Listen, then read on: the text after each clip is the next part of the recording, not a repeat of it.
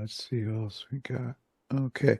All right. I guess we can get started. The first thing we're going to do is I'm going to share the screen and hopefully share the right things. Yeah. Um, so we're doing retreats, and we wanted to just let everybody know what's going on in terms of what retreats are happening these days. And out here, we're doing,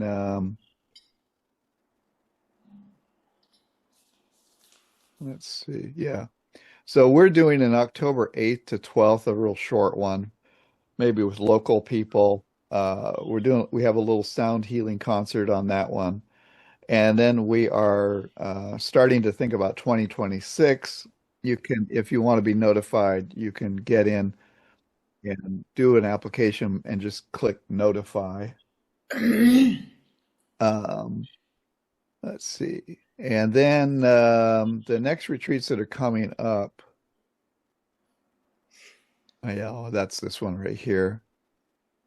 In England, Obasa, October 17th and November 22nd. You can click through our site to get to that one.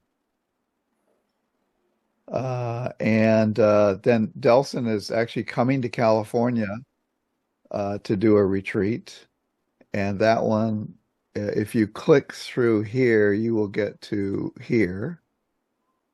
The Gates of Liberation, October 26th. Plenty of space available on that one. Nice facility. As usual. Look, it's Doug.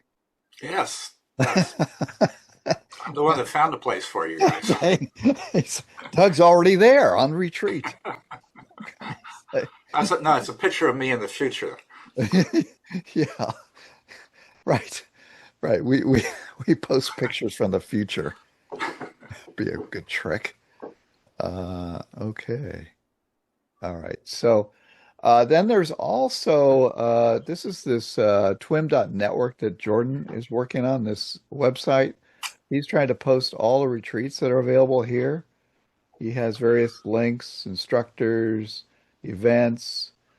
Another one that's coming up November, Austin, Sarner, who was living in Austin, but now is in Virginia, is doing an online retreat. And we've been training him, and he was just here for this last retreat that just ended yesterday. And he's doing a Zoom retreat. There's Austin. And these guys are all doing Zoom retreats. And Anne. So we're starting to put on more online things. You'll get private interviews, little group meetings, and all of that. So that is available from the TWIM.network site. So we're going to start with our suttas. And Kirsten, you want to start with one? And go ahead and share the screen.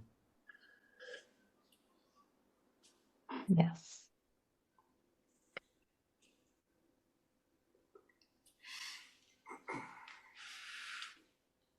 All right. So how does that look? Yeah. Okay. All right. So I'm just going to share a short little sutta on the benefits of listening to the Dhamma. And this is from the Samyutta Nikaya, and it's called Without Hindrances. When bhikkhus and noble disciple listens to the Dhamma with eager ears, attending to it as a matter of vital concern, directing his whole mind to it, on that occasion the 5 hindrances are not present in him.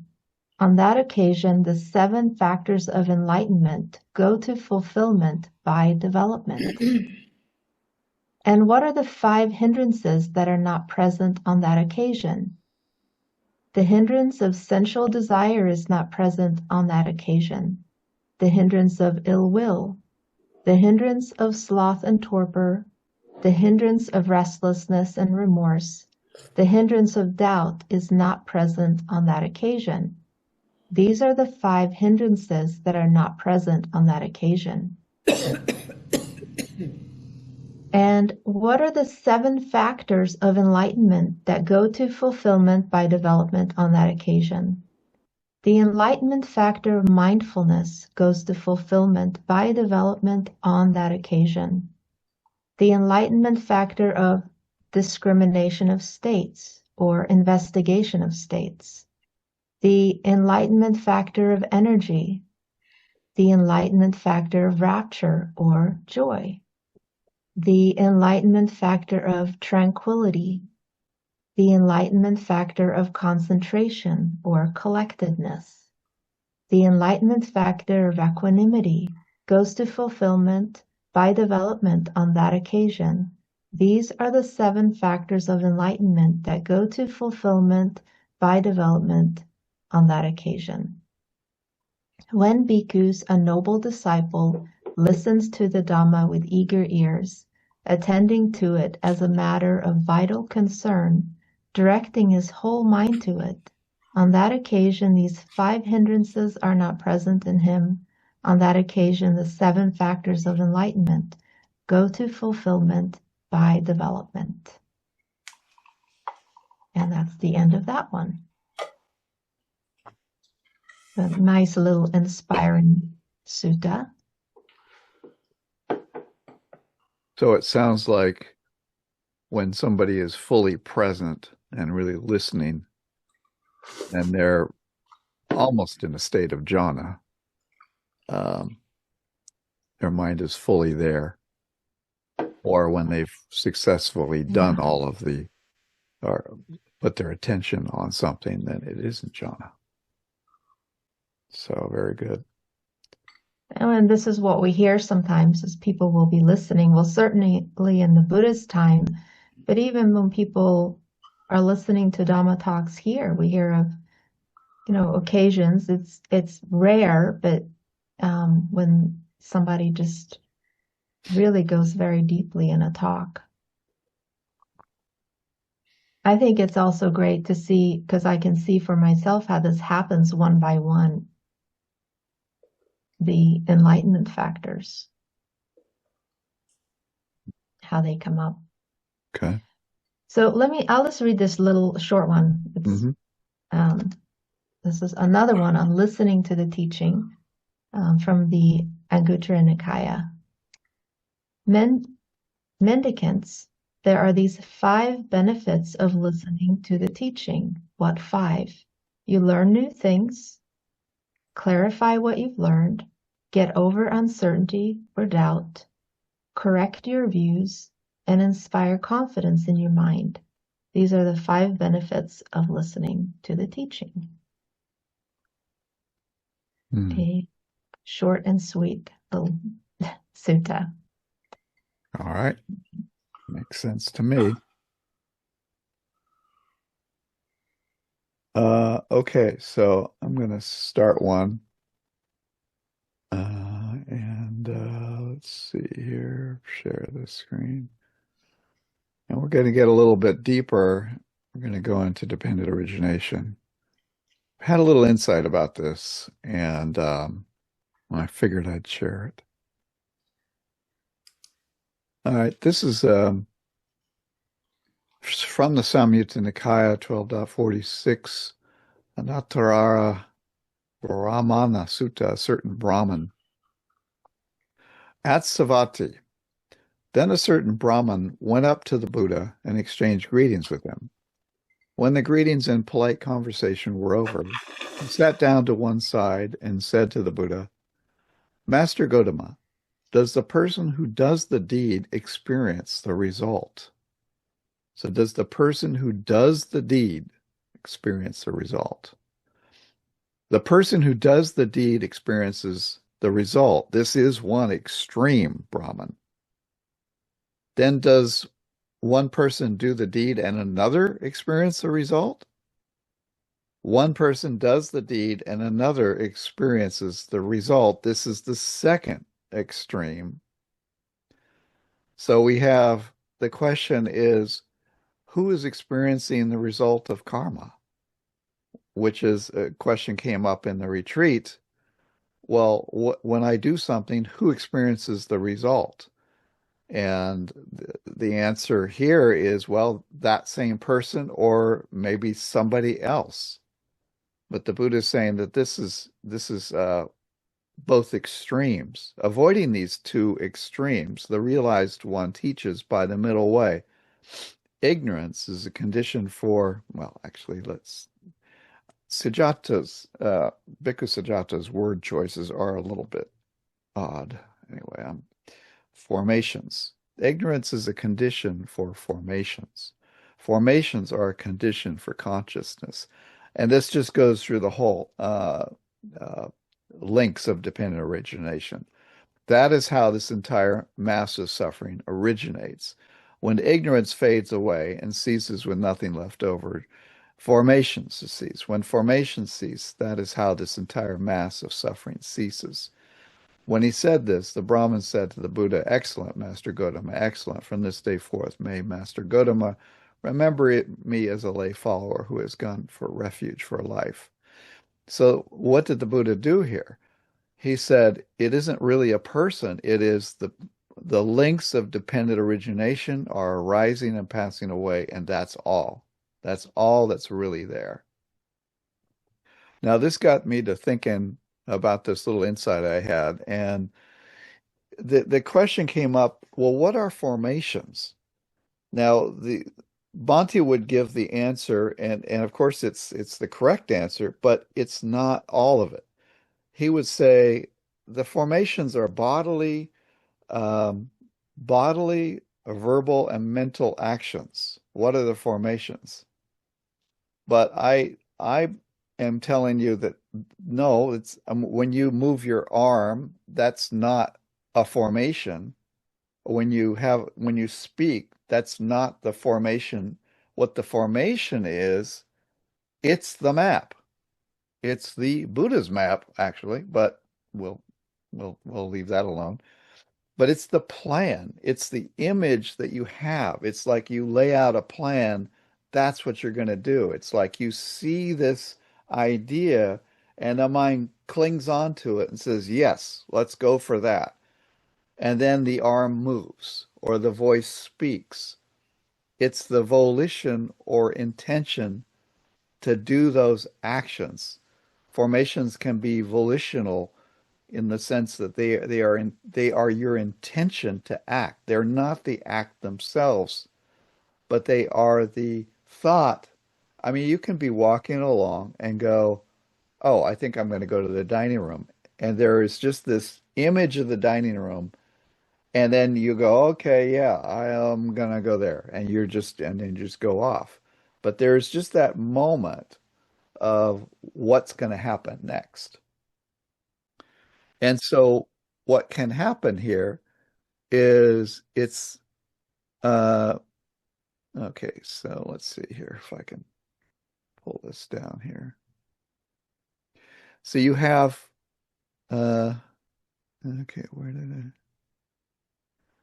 Yeah, so the volition arises or formation arises. And then what's next? Consciousness. Consciousness lights up the map. It's like shines a flashlight on it, and consciousness arises and it says, "Oh, here's the map." And then the mentality, materiality are the ingredients of the map, the how we're going to do this, the feeling that's there, the attention, the mental aspects of how this is going to happen. Images of the body, of the body moving. In the Chronicles, the Buddha was talking about that what actually moves the arm and moves the body is the wind element. The intention starts the process, but actually the wind element, the element of movement. And sometimes it talks about the winds, cutting winds go through the body that creates sickness, and the winds are moving up and down through the body.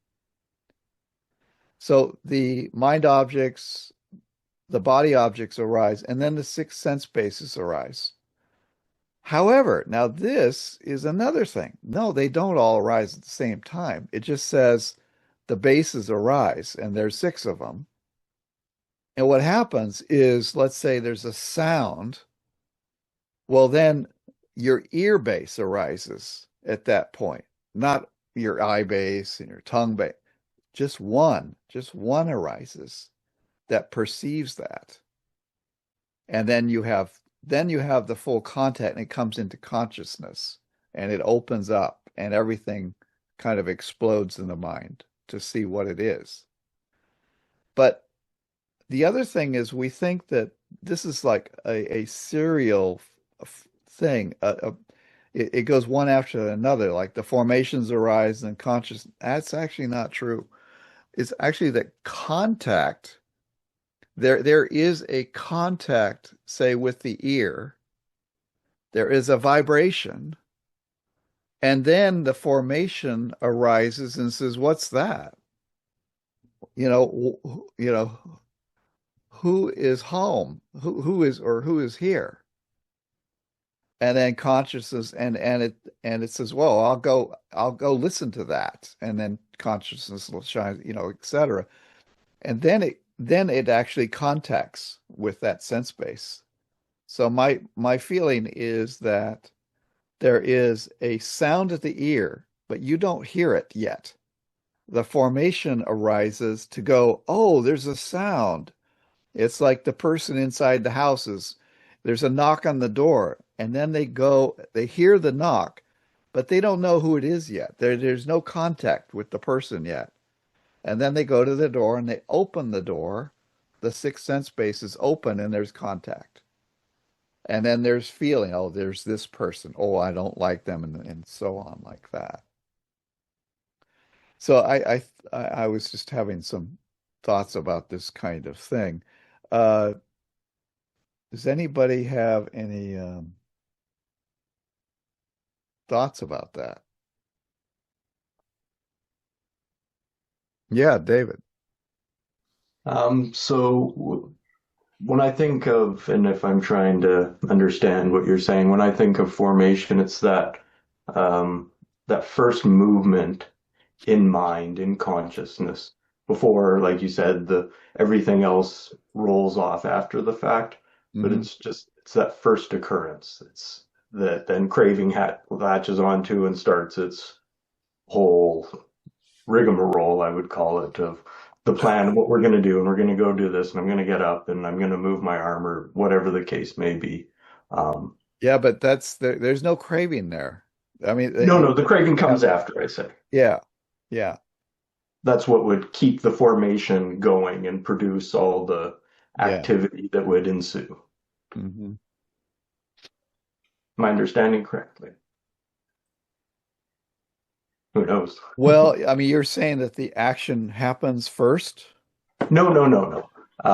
There would be the sense contact, right? Mhm. And based upon that contact, Yeah, yeah. Then formation would formations arise. Yeah, and arise. and we can't say that it's contact, because that's a word that we're using to say that the formations and the sense base are active. I mean, I think all we can say is that there's a vibration Mhm. um, that arises, and it's a physical thing, and it's everything comes down to, it's not like cosmic or anything. It's just like, there's a sound at the ear, and that happens.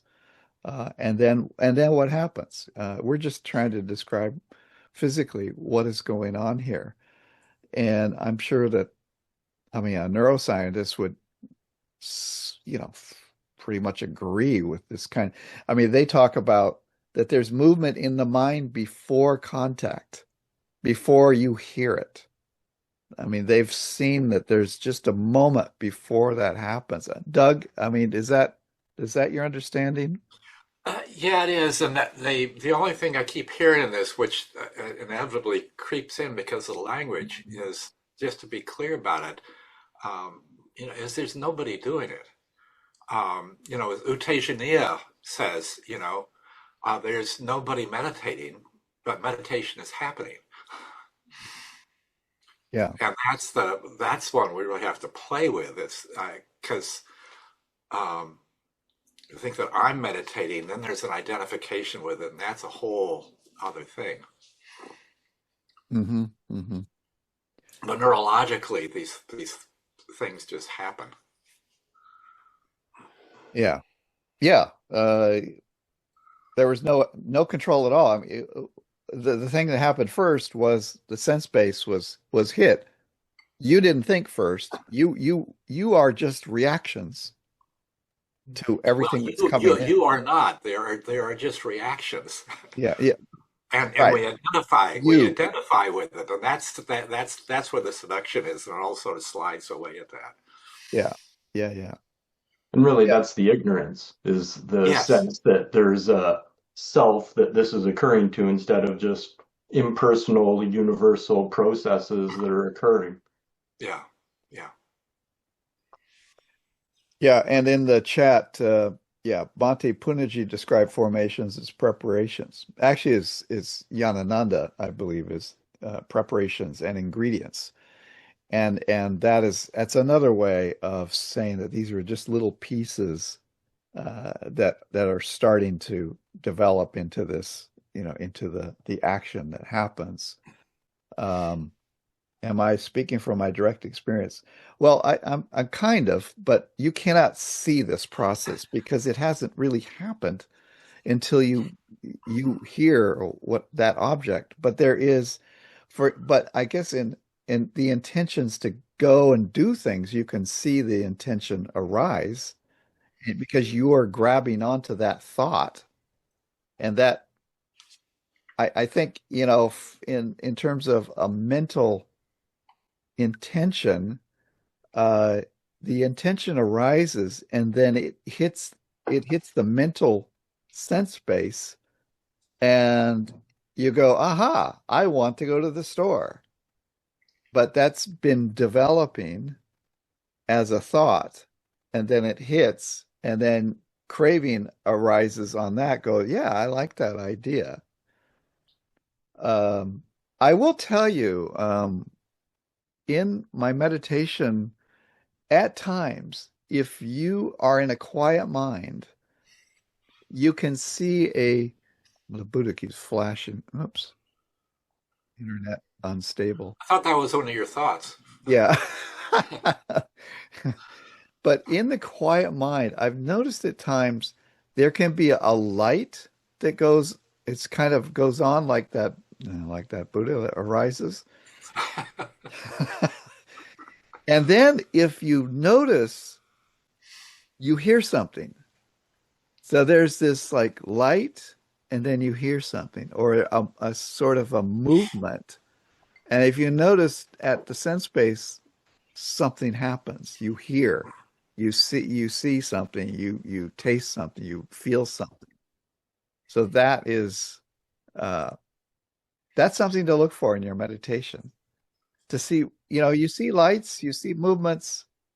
Where are these coming from? And what happens after those movements? What's going on here? Yeah, David. Well, and it's funny that you mentioned quiet mind because that's exactly what was going through my head. And really, that's what I see the benefit of being able to get to quiet mind, is you almost have this blank slate. And so anything that appears upon the canvas becomes very present. And that's where you're able to see those first formations appearing, or even a person coming out of a state of cessation where there's nothing, and then even, less than the quiet mind and things start up, and you're able to see, oh, and that's where the insight comes from, seeing how it all just builds upon each other like that. And really, that's where I see the benefit of being able to quiet the mind to that point where it's just that still pool, and that first ripple of a little water bug landing on it that doesn't even make really a ripple, but there is something there, and you can see that. Hmm. Hmm. Yeah, as the mind gets more tranquil, you can see the small movements, and eventually you see that they aren't you. They're just things, they're little reactions that are happening from outside. Quote, you are not doing anything. You're just experiencing all these things. And then there's reaction that occurs, craving that happens. Oh, I don't like that. I like that. or I'll follow that, or I'll pay attention to that. And that's why in quiet mind, it's best to just, it really is the quiet mind, just don't do anything at all and just see what happens. Right, right, right. And from a neurological perspective, the way it's talked about is that part of the wiring of the prefrontal cortex is that what the brain likes to do is take lots of things and put them together into structures. And that just happens through the brain wiring. It's not that I am doing it or something like that. Yeah. It's just how it's built. Yeah, I mean, you can see everything, like from the Buddhist perspective, he just sees the mind arising and passing away, and he's just explaining it. But then from the neurological standpoint, the brain and all of these chemical and hormonal processes are happening, and we're just explaining it over here, but we can look at it from over here, and yeah. Just curious, David, did you recently I came across a talk that Ruben Laconin had given for the London Psychedelic Society about cessation. Uh-huh. And it was quite interesting because he went a little bit into the predictive mind and that model for understanding how the brain constructs reality. And it's its nature. That's what it's meant to do. It's the brain's nature isn't to create cessation or quiet. It's meant to create the whole drama of life and all the colors and everything. And it's very much like Noah Levine said, going against the stream, to start swimming against that creation to get to that base state of that the emptiness and the nothing, that blank space from which it all arises. Mm-hmm.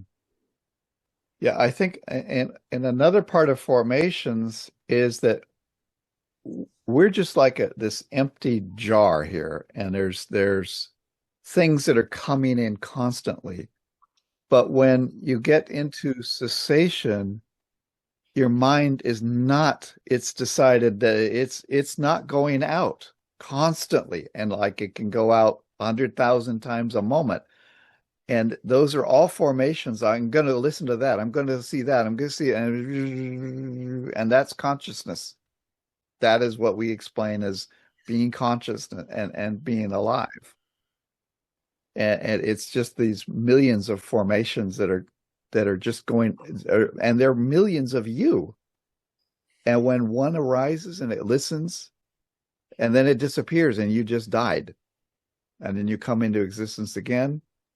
And that's where the Buddha is saying that but each one of those is not you, but it's not you.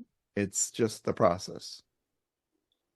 And if there's nothing else, I think that'd be a good. I have another comment on that one. Okay. It makes me think of the sutta, and I forget the name of it, but it compares, I think it's contact to a flayed cow with all these gnats and mosquitoes hitting it, that actually it's actually a painful state to be dragged around by all these sense contacts that we have.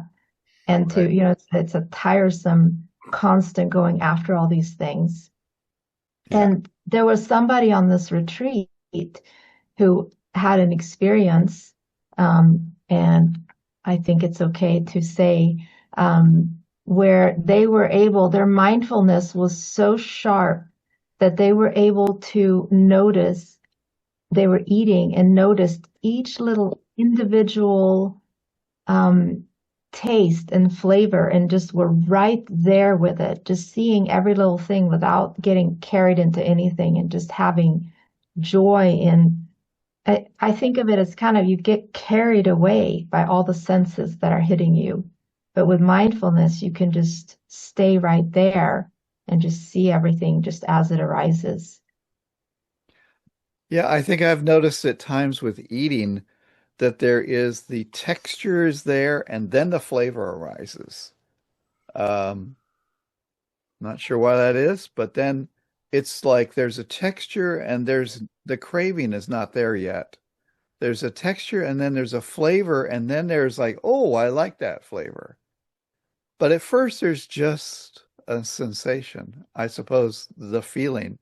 and then the feeling arises, and perception of what that feeling is, which is, oh, curry, and that's a particularly good flavor, a good sense, sensual experience. And then there's the I like it. So there's the delight that arises. And and somebody with no craving, there would just be the texture and the flavor, and then that would be it. It would be pleasant, but there would be no like, oh wow, I want more of this. And it would just be pleasant, and then they would eat until they're full, and then that's it. But it's definitely a cereal kind of process. Well, cereal, yeah, an oatmeal process. Um, all right, anything else on this one? I'm going to go to another one. And if I may, David, I find one interesting experience that I really enjoy when it occurs in life is when I experience something that I've not experienced before, and I watch my brain kind of try and make sense of it, and it's trying to create what it would normally would, but it doesn't even know what it's like. I'm thinking if I see an object that I haven't Yeah, seen before. right. And you watch the brain trying to do all this stuff, but it can't. And that's where it really, to go to your point of the curry and all the associations, it's an interesting experience because you can watch the brain very much doing what it would normally do, but it's unable to. And quite a fun thing. Yeah, at night that happens. You're out walking, there's no light, and there's something moving around out there, Mhm. and you don't know. You don't know what that is. But the perception is, I don't know what it is. It's like, oh, that's an unknown object. And then craving comes in and says, uh-oh, maybe fear arises, especially in the dark. And then finally it comes into view, and it's a black cat. We have a grayish black cat that runs around, and you never know where it is, and all of a sudden it appears. But yeah, the process of perception is interesting to look at, see how that works. Well, and just seeing how the mind craves that clinging to wanting certainty and knowing in that safe space of Yeah. I know what's going on, and how it feels discombobulated or insecure when it doesn't have that certainty, and being able to be comfortable in that space of uncertainty where you're okay with not forming all the structures and ideas around it, and just being okay with not knowing, so to speak. Yeah, it's kind of like going to the doctor. You have some sense of, malaise or some pain or something like that, and you don't know what it is. And of course, you're just like, uh-oh, I'm going to die. That's it. And you go to the doctor, he says, don't worry, it's just it's this or it's that. And then you go, oh, it's okay. And then you leave, and the doctor has done nothing other than say, yeah, you're sick. But we know what it is, and now we know, and now everything is okay. Yeah, you got cancer, it's okay. Well, maybe not that extreme, but Well, and even really that description of whatever they've told you it is not what it is, right? That's a concept. Like I'm thinking right now of Michael Taft has a beautiful model of deconstructing sensory experience where he starts with concept and then getting into the phenomenology, the details, and then kind of the vibrational flow and then just pure awareness. And we very much like to think that the concepts we have about things are that thing. But if we say cancer, well, what are we talking about? Are we talking about cells, malignant cells reproducing? Are we talking about, and you can go down and down and down and down, right? And it's still not the thing, no matter how far you're going down into the protons and neutrons of it until you get to the nothing that it's arising from. mm, mhm, And along with all that is the fun of watching the process of identifying with those. Mhm. Mhm. The mind goes, yeah, and if yeah, you can watch that identification, sometimes you don't stop it, but just watch it. yeah, Identification is an impersonal process. yeah. The craving, the attachment thing. Yeah. Yeah. All right. Any other comments? No. Okay, Kirsten, you're up for a sutta. Well, why don't you go ahead and go with yours because I'm looking at the time here. Oh, okay. Um, Yeah, mine's a fun one. Let me see here. Back to sharing.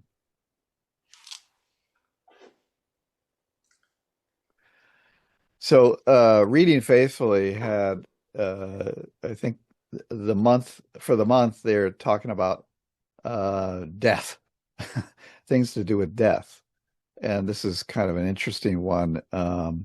Let's go through it here.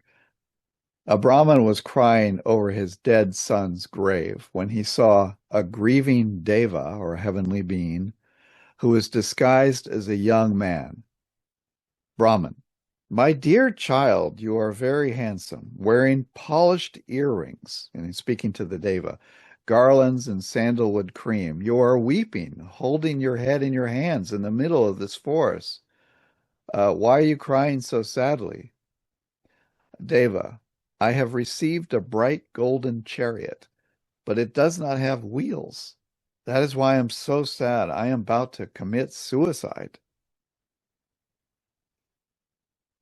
The Brahmin says, oh, dear boy, tell me, what kind of wheels do you need? Should they be made of gold, jewels, rubies, or silver? He wants to help out this Deva, who he doesn't think is a Deva, but just this boy.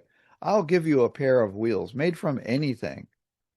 And the Deva is a little bit sneaky. He says, well, we can see the sun and moon right here. It would be great if my chariot could have them as wheels. Oh, dear boy, you are indeed foolish. You seek something that cannot be obtained. I am sure that you will die from sadness because it is impossible to get the sun and moon as your wheels. And the Deva says, but wait a minute.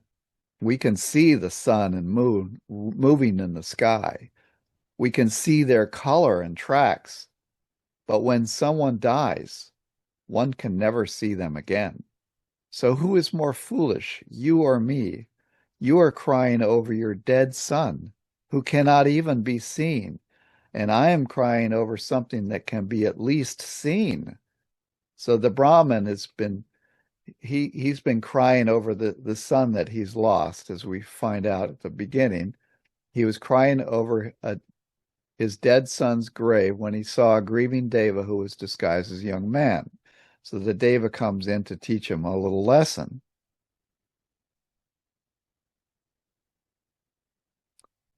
You're crying over something that can be at least seen. Or I am crying over something that can be at least seen. And Brahman: oh, dear boy, what you just said is very true. Of the two of us, I am the greater fool.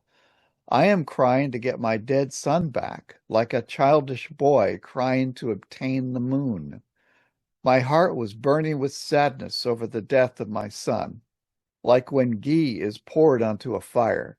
But now all my sorrow has been extinguished, as if I had been sprayed with water. I was struck with an arrow of grief, but you have removed it from me, my dear boy.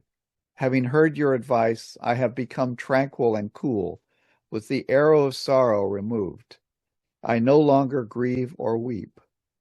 Are you a god, a divine musician, the god Sukha, or someone's son? Who are you? And the Deva says, your son has been cremated in this cemetery. You are weeping over his remains. I am that son of yours. Having done a meritorious deed, I was reborn in the Tavatimsa heaven as a Deva. And the Brahmin says, we have never known you to give a small or large gift in charity. We have never known you to observe the 5 or the 8 precepts. What kind of meritorious action did you do to go to heaven?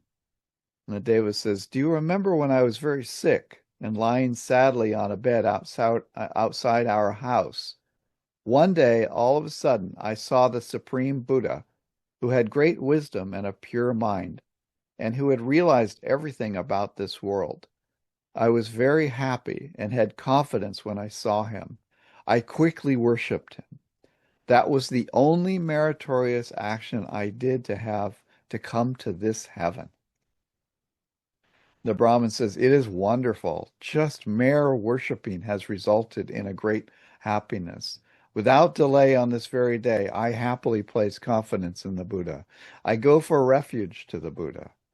Devas says, that is exactly what you should do. From this very day, go for refuge to the Supreme Buddha, the Supreme Dhamma, and the Supreme Sangha with a confident mind. Follow the 5 precepts honestly without breaking any of them. Stop killing any beings. Never steal, never drink alcohol, never lie, never commit sexual misconduct, and be content with your own wife. The Brahmin says, oh, Deva, you really wish for my well-being. You have been very helpful to me. From today onward, you are my teacher. I will do all the things you advise me to do with a confident mind. I go for refuge to the Supreme Buddha, the excellent Dhamma, and the disciples of the great teacher, the noble Sangha. I will stop killing living beings, never steal anything, never drink alcohol, never lie, and never commit sexual misconduct. I will be content with my own wife. And you can learn more about this in other suttas. So it's got a lot of layers of things to consider. The fact that he was weeping over his son's loss, and here comes this guy. He says, "Well, I want the sun and the moon," and then he says, "Well, that's not even that's at least there." But his son is gone. Why is he weeping? His son is gone. And this is, many people, they weep over their relatives that have passed. And it's a human reaction. But the thing is, they really are gone. And that's okay for a little while. But you see people hanging on to grieving for years and years. You bring up a child that they've lost, and they have more grief, they have more tears, and it's 20 years later that it's still happening. And so, I think the lesson here is to let go of these things, that they're gone, let them be gone. And I'm sure they would never hope for that to happen. But then on the other hand, here's his son saying, hey, by the way, just having faith in the Buddha, seeing him and having this joy arise and this faith arise and rejoicing to see that great being was enough to propel him to his next life of a heavenly realm. He'd done nothing but just seeing the Buddha. So just that action has great power. So if you don't do anything, at least have some faith in the Buddha and the Dhamma and the Sangha. But better yet, meditate and follow the 5 precepts and take the 3 refuges. So, and that's what I've got for you. Any response to that, or is that pretty self-evident? Probably so. Yeah, David. It always makes me chuckle when we think of being born in one of the heavenly realms as an auspicious birth, because I very much think of it as Sukha Dukkha. It's the golden chains, right? Instead of the chains of Mara and it's easy to think of one of the lower realms, a hell realm, as being a worse place to go. But I almost think of the heavenly realms as worse than those, because things are going to be so pleasant there and so beautiful, and being able to make things appear just from your own mind streams, wishes. You're going to think, oh, life is just great. And your ability to see through to the truth of dukkha, it would be so hard, like so difficult when things are just so good. It always makes me chuckle when we elevate heavenly states, when I almost see them worse than the hell realms. I mean, sure, it's pleasant abiding, but and they can go for so long, like eternity upon eternities. And it's yeah. Yeah, it was said that when the Buddha was a bodhisattva, he would arise. Of course, he was doing great merit, but he would arise in a heavenly realm, and he would die from that realm on purpose. He'd say, "Well, there's nothing here to accomplish," and he would go back into, into the earthly realm, or be reborn a deer or something like that to learn something more. And another insight I had was, it seems like we're always thinking, we're trying to get to heaven. Let's do everything we can. If there's rebirth, I certainly want it to be a heavenly rebirth. And like you say, you don't know where you're going. Maybe it's a place where it's just total bliss, and you can't really do anything. You just kind of lay down and bliss out. But there's no learning there. There's no Dhamma there. At least in I think the Tusita heaven, where the next Buddha is, that Dhamma is happening there. And it said that that's where monks go to be reborn, and to hang out with the future Buddha. But many other realms, it's like you're being reborn onto a cruise ship that's in full party mode. Like, oh, okay, that's fine for a day or two, but after that, I'm done. Um, so, Well, and that's really the auspiciousness of the earthly realm, the human realm, wherever you manifest in that, because you have both worlds. You have the pleasure and the pain, and they're both there for you to see. And the ability to gain insight in this particular realm is incomparable to the others, where things are so bad or so good that you just can't see through.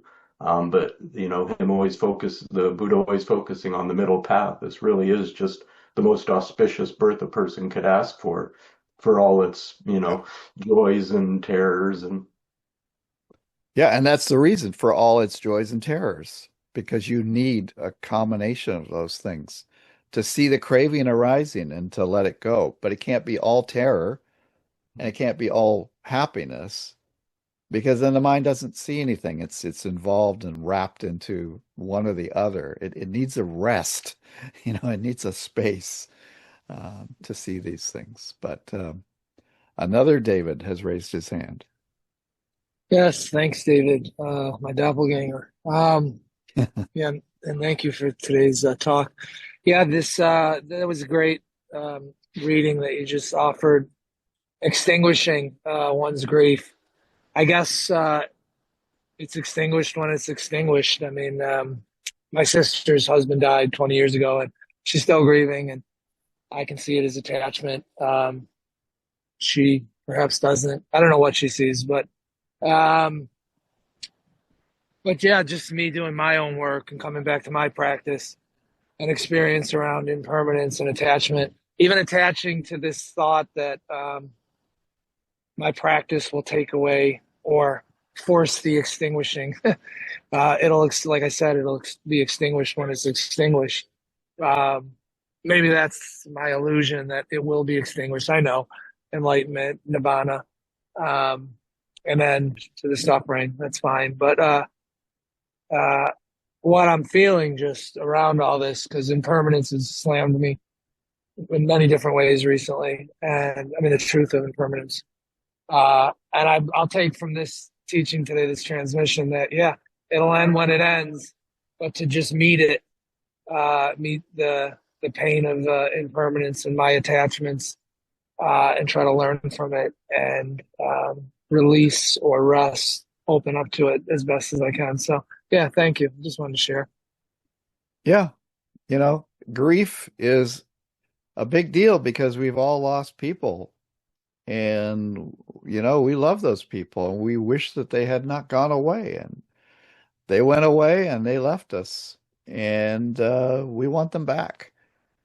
But they're gone now. So we have to accept this and just move on, because we know that they would want that. They would not want their daughter or their son or their, spouse crying for years over them.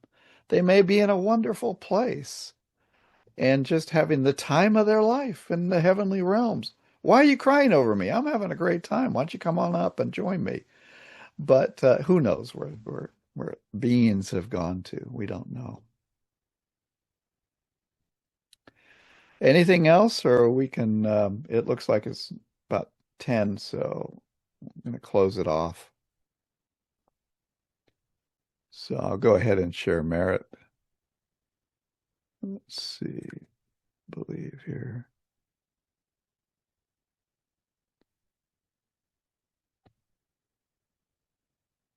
All right, here we go. May suffering ones be suffering free, and the fear-struck fearless be. May the grieving shed all grief, and may all beings find relief. May all beings share this merit that we've thus acquired for the acquisition of all kinds of happiness. May beings inhabiting space and earth, Devas and Nagas of mighty power, share this merit of ours. May they long protect the Buddhist dispensation. Sadhu, sadhu, sadhu.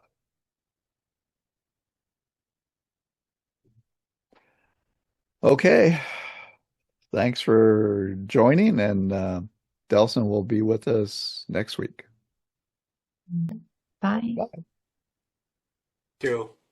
Bye-bye. Thank you. Thank Thank you, you so everyone. much. Thank you, David. Thank you, Kirsten. Thank you, David. Yes.